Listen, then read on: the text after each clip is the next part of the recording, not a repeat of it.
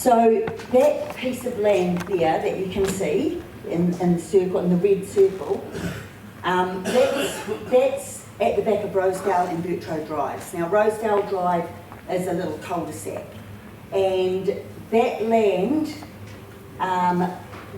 when the Rose did the Rowesdale Subdivision in the very first place, back in the late 1990s, they wanted to incorporate that piece of land and make it into the part of the residential suburb that we now call Rowesdale. So they were not able to do that. The council told them if they wanted to do that, that they would have to widen the one-lane bridge on Pukimaku Road. Otherwise they couldn't use that piece of land, which is quite a big piece of land, and incorporate it into the subdivision. Now, these here, that's a proposed, that's part of the subdivision, so it goes way out here, the big subdivision, like where I live. So that piece of land there, they weren't allowed to make that into a subdivision, as part of the subdivision, unless they widened that bridge. So they did the subdivision, that finished in about the late 2010s. The subdivision was pretty much full. Everybody was happy, we just went along with our lives. And then the council, I'll just refer to my notes here. So in October 2020, Tauranga City Council, and I think it was under the commissioners at that stage. No. It wasn't? No. Okay. Well, anyway, they bought two houses at the end of Rowesdale Drive.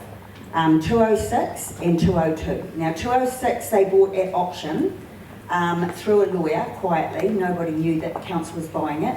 And they bought that for $1,250,000. And then when the person next door at 202 found out that the council had bought it and was possibly going to use it to access that land behind, they offered to sell their house. So the council then bought their house for $1,085,000. So close to $2.5 million was what the council paid to buy those two houses. So then the people, and I'll refer to them as the 21 homeowners, so that's the people in Rowesdale Drive and Bertrow Drive, they found out about all of this because the council came to them and wanted to lift the lifetime covenants that were on their properties. And they couldn't demolish those two houses and build the road through to access that land at the back unless they could lift those 21 covenants. So that's when it all first started. The big fight started with council, so we all got up in arms and all the rest of it. The council eventually took those 21 people and said to them, if you don't lift those covenants, we're going to use the Public Works Act and take you to the High Court. So after a bit of negotiating, they really, they could have stood hard and just said no, but they didn't. They ended up having to cave, and I can sort of understand why they did. But the council then paid them out $3.4 million to lift those lifetime covenants so that they could access that land. How many houses? 21. 21. So including the two houses that were bought, there were 23. And the two houses that were bought were owned by council, so that left 21 residents. So they paid them $100,000 or so? Well, I suppose the ones closer to where the road was going to go probably got more than the rest. So I don't know how it was paid out, but it was confidential and nobody can find out what each person got paid. I can tell you. Tell us. When the council first came to the residents of the 21 houses, they offered them, starting at the far furthest away, $75,000 to sign the release.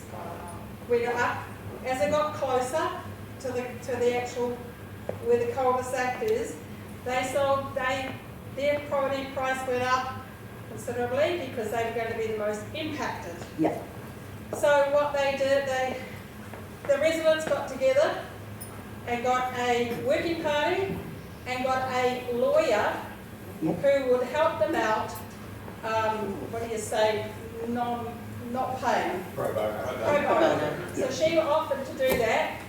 They had a meeting with the commissioners, because the commissioners were in there, and the commissioners initially refused to talk to them, and then they went back and had another meeting, and the commissioners agreed to talk to them, but would only let one person speak.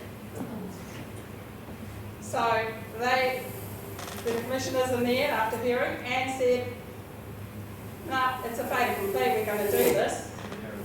The staff came back to the people and the staff started the works thing, the compulsory. The Public Works Act. Yeah, come through the public. Now the council staff have denied that publicly to say that they did not start that act when they had, came back to the people and said, you either sign now or we're going to take it completely. The people didn't have enough money. They couldn't, they're residents, 21 people like us. Most of them, to afford to be able to fight in court. So the council come back and said, so their furthest away started at 125,000 and it went up as it got closer. Yeah. So that's how come you got the 3.4 million, yeah. So all in all, the council have so far paid $5,900,000 to get that underway. Now those little squares, there's actually a LISART plan, and a man was talking to me about that, that shows that there's going to be about 210 houses in there. Now on the 21st of July this year, we had a public meeting at the Ohaoiwi Settlers Hall, and 2 weeks in advance of that meeting we sent questions to the mayor, to Carrus, to anybody else that was going to come along from council. We sent all those questions. I think there was about 30 questions. They came along to the meeting. The hall was packed. You couldn't even have got another person in there. It was so full. And they didn't answer one of those questions. Not one of those questions did we get an answer to. So we all went away from there pretty upset, on sort of still trying to work on getting something done. We've since found out that Pukimapu LP own that land, but they didn't sign the deal until those 21 covenants were lifted.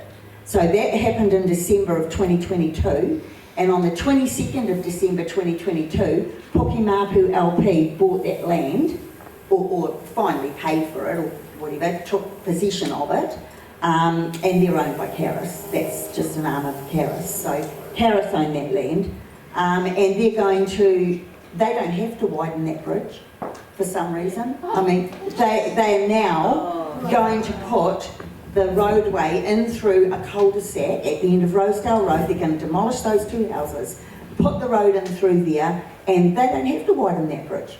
I don't know why. So, that's sort of where we are with Rowesdale at the moment. We've had meetings with the council, the mayor was there, Carrus was there. Carrus are trying to tell us that they don't even know what they're going to put in there yet, even though we've... Earthworks consent was issued last December, so the clearing's already done. That's when I sort of came on board with it, so I don't really know a lot about the history, only what I've been told. But yeah, that's what's happening. So the clearing got done, I sort of got involved with it a bit, I've asked a few questions. Now we know that earthworks consents have been issued, so we don't really know when the work's going to start. It's going to be pretty soon, I would imagine. And yeah, we can't get answers from the council. So, and they've paid $5,900,000. But Carrus have to pay for the 2 houses, don't they? They have paid $1 million towards their debt. And yes, the council said that the developers will pay, but when are they going to pay? Are they going to pay? How will we know they pay? I think they're going to pay, but I'm not quite sure whether they're going to pay all the $100,000 lots that... Yeah, exactly. I mean, they're going to... How much money are they going to make from all of those 210 sections that you're going to sell off? yet they can't widen the bridge. Can I just ask a question? Is there a bit of collusion going on here? Is there a collusion? Collusion. Collusion with who? It's not just with that, with what's happening there. Yeah, But you look at all the other stuff that's happening at the moment, yeah, there seems to be collusion happening. there is. We were, firstly, with the car park, we were actually going to put what they call it, a stop on it, an injunction, but we couldn't afford it. And that's exactly what. So guys, we need to keep moving. Sorry. Very quickly, Garth, sorry, stay there, girl, don't move. Garth, Very quickly, I want to know if there has been a traffic congestion Okay. done in respect of all. the traffic management is what Garth is talking about to Yeah. a degree. I've And that's just- a huge concern for the Yeah, it is. locals. I've just put in a Lagoima to try and get that information. There has been, and they have, the biggest problem is the two entries onto State Highway 2 from Oropi, from the Okoiti down the bottom there by the church, and the other one from the other end. They've gone to NZSTA, and they've said that they are not interested in doing anything to allow increase of traffic until at least another 30 years. Yeah, so 29A is what you're talking about. They're not Yeah, going at to. Windermere, They're not the going to make roundabout that any Windermere. bigger. Those Yeah, two roundabouts. Yeah, they're not going to Not extend going that. to be fixed Yeah. up like NZSTA. yeah. But there's no reason why they can't still make a second entry exit onto Pokimapu Road. The only reason they're not doing it is because there's a one-lane bridge and they can't afford to do it. Oh, that's what they say. It's too expensive. I want to, yeah. Do you all know where Pukemapu Road is? Do you know where Rowesdale is?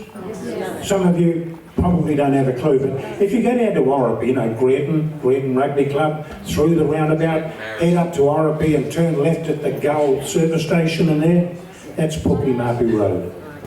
Okay, and the houses, sorry, the properties which Carrus have purchased, that Kerrie's talking about at the moment, have access off Pukemapu Road. So the original developers were told, no problem, but you enhance that existing access.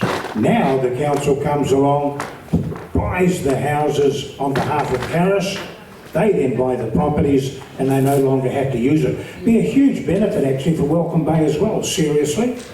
If somebody's at Welcome Bay, Ohauidi, and they did go through Pukemapu, that's another avenue out of that region, and at the moment, of course, as you know, Welcome Bay's pretty well trapped, isn't it? And